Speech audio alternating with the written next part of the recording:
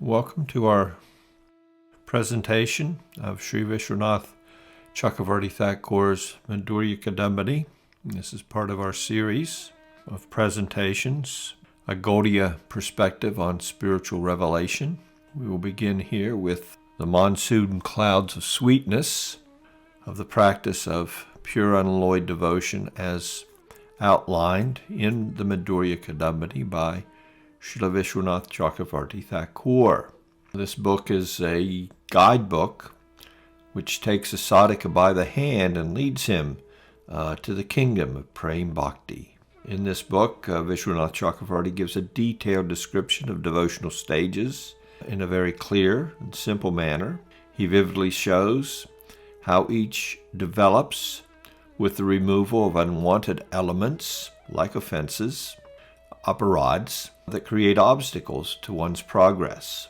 A practicing devotee, by careful study of this book, can easily recognize his level of devotion by its study and progress nicely under its guidance.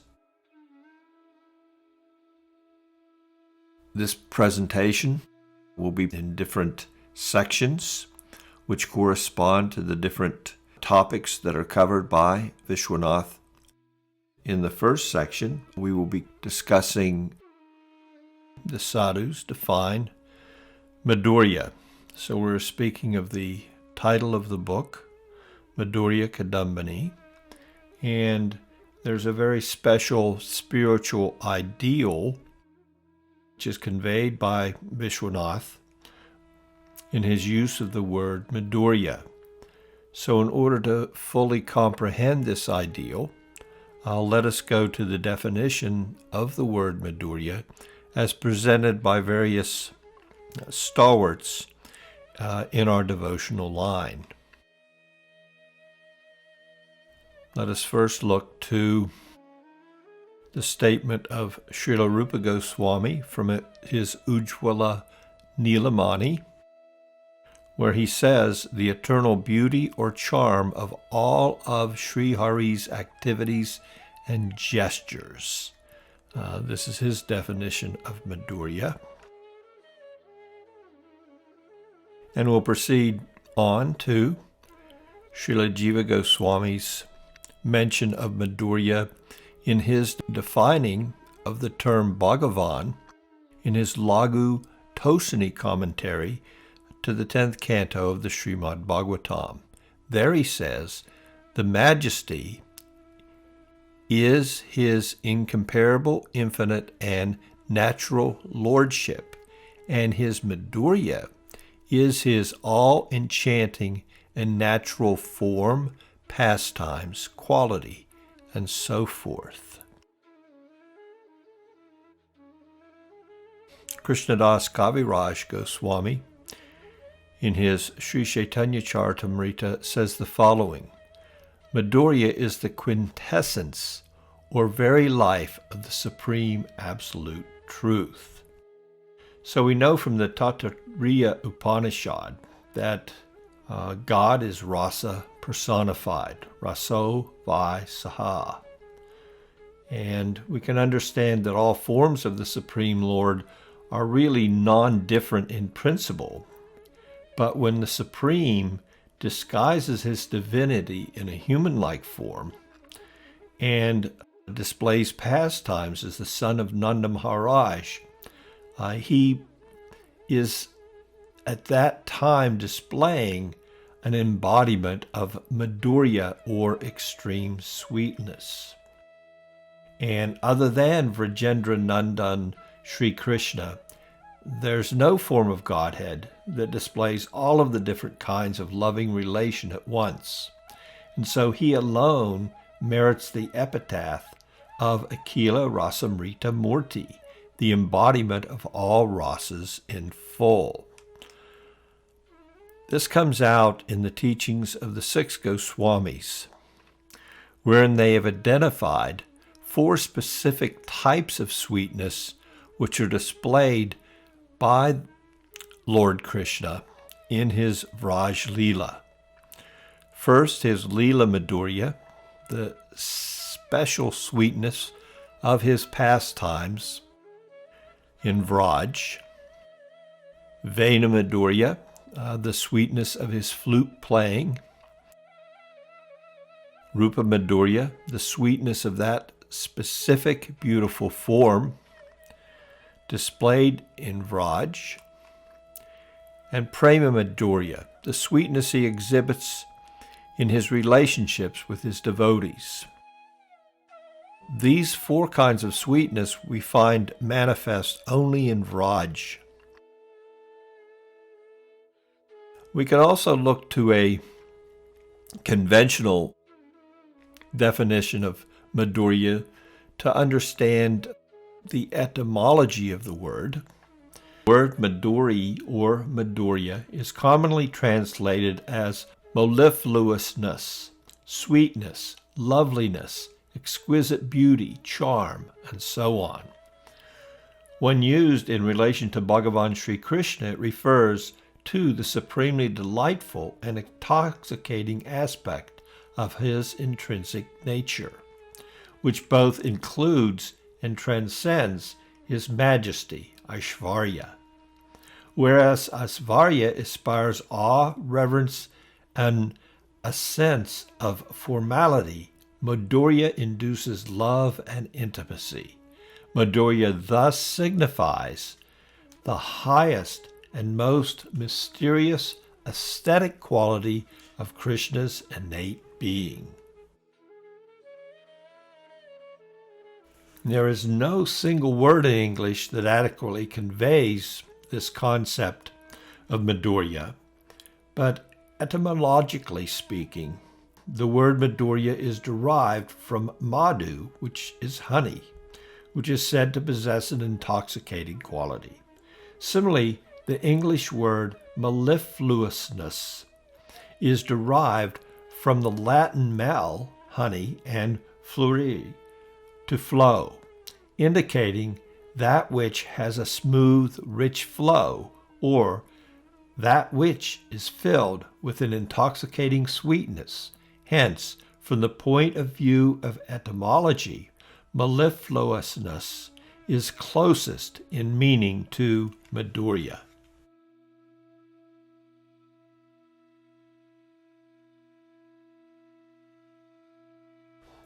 This nature of Madhurya is both rare and it is difficult to understand.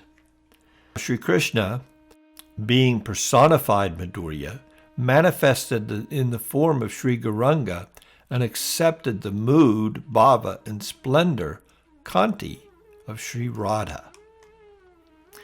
And he accepted this form to fulfill his three desires, which remained unfulfilled from his Vraj Leela. The first being to learn how Sri Radha loved him, then to relish his wonderful sweetness in the way that she does, and then to feel the bliss that she attains by realizing his sweetness.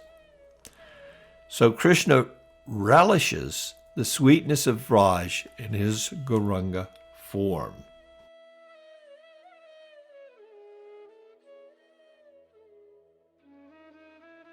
Prabodhananda Saraswati writes in his Sri Chaitanya Chandramrita, Lord Gauranga is my only refuge, for he bestowed the taste of divine love, which is hard to attain even through devotional practices.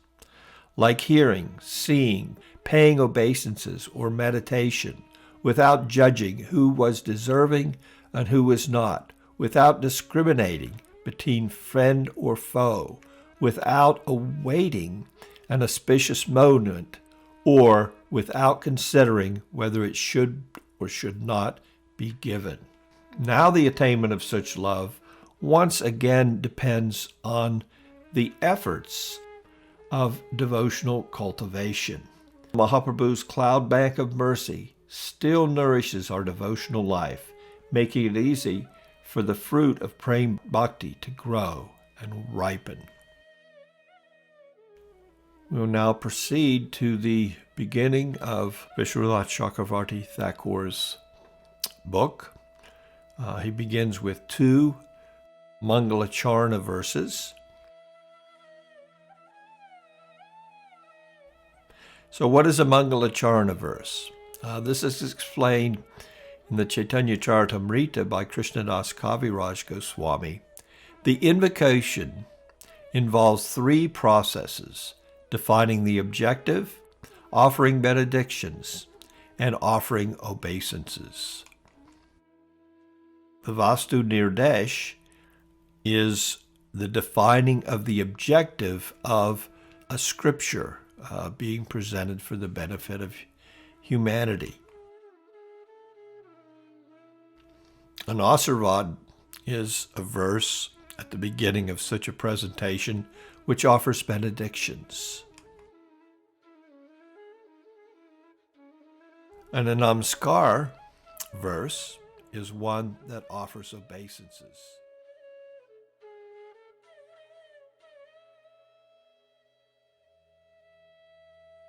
Vishwanath begins his Madhurya Kadambini with the following verse. The causeless and complete independent mercy of Sri Caitanya Mahaprabhu is like a cloud bank of exquisitely sweet nectar that infuses life in the grains of ninefold bhakti in the devotee's heart. From the very beginning of its appearance, it extinguishes the scorching summer heat of material desires and gives joy to the universal river of living beings. May those nectar clouds, even from afar, refresh me, a dried-up tree in the desert. Here, Vishwanath points out that Sri Caitanya Mahaprabhu's sankirtan movement, it infuses life into the grains of ninefold bhakti in the devotee's heart. Herein he is referring to the heart, the chitta. It's that place from which all of our desires appear. It is the basis of the conscious mind's dispositions. So the heart is the most receptive for bhakti to develop, not the mind or intellect. Nevertheless, a devotee's mind and his intellect are also gradually spiritualized, just as if you put an iron into a fire, gradually the heat will make the iron itself take on the characteristics of fire.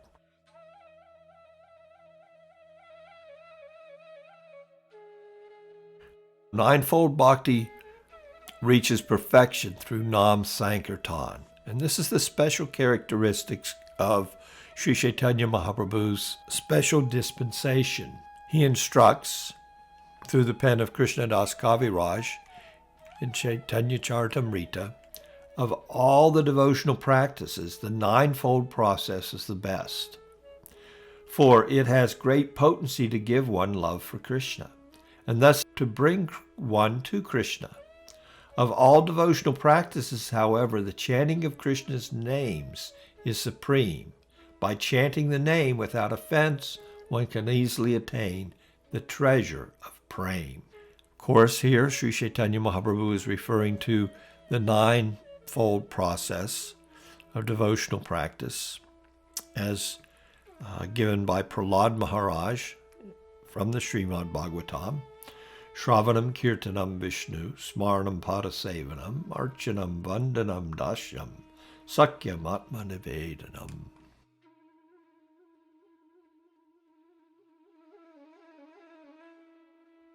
Sri Caitanya Mahaprabhu, in explaining the first verse of his Shiksastakam, says the following. Sankirtan brings about the destruction of sin and material entanglement, the purification of the mind and heart, and participation in every other devotional practice. It then leads to the awakening of love for Krishna, the relishing of the flavors of that love, and eventually to the attainment of Krishna, where it plunges one into the nectarian ocean of service to the Lord.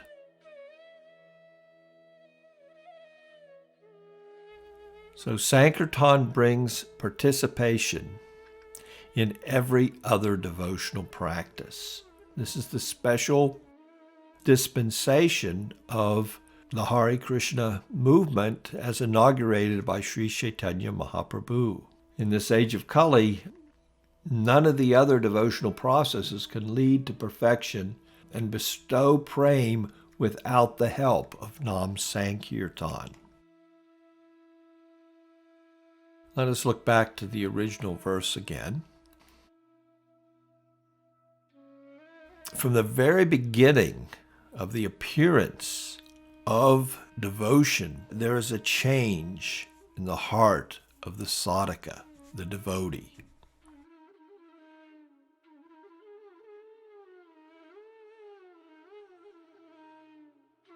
So one could ask, how can anyone who has the great misfortune of taking birth in Kali Yuga, the most fallen of age, polluted by total ignorance, how can their heart be awakened to such spiritual prospect?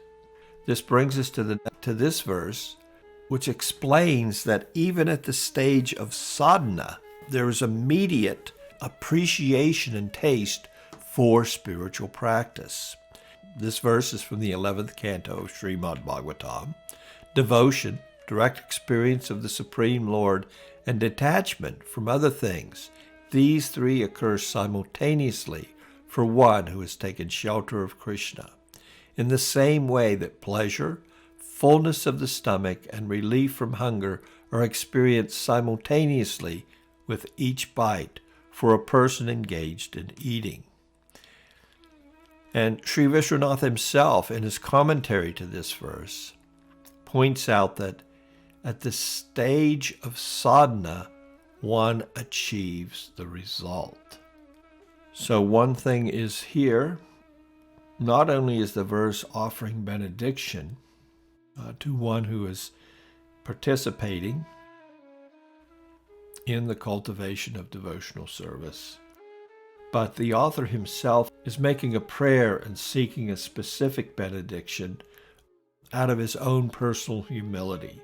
We notice in the verse that he says, even from afar, this sankirtan can nourish one spiritually. So Visvanatha Cakravarti Thakura, in his humility, is saying, my heart is like a desert.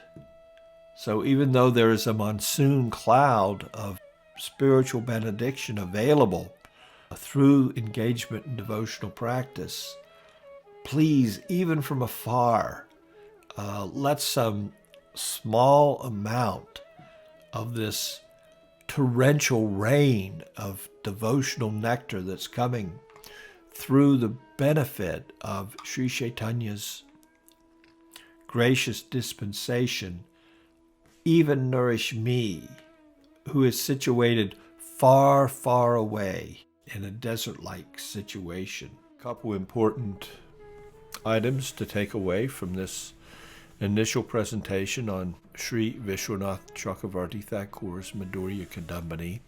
This specific book presented by Viswanath speaks to the specific attainment of the practice of raganuga bhakti.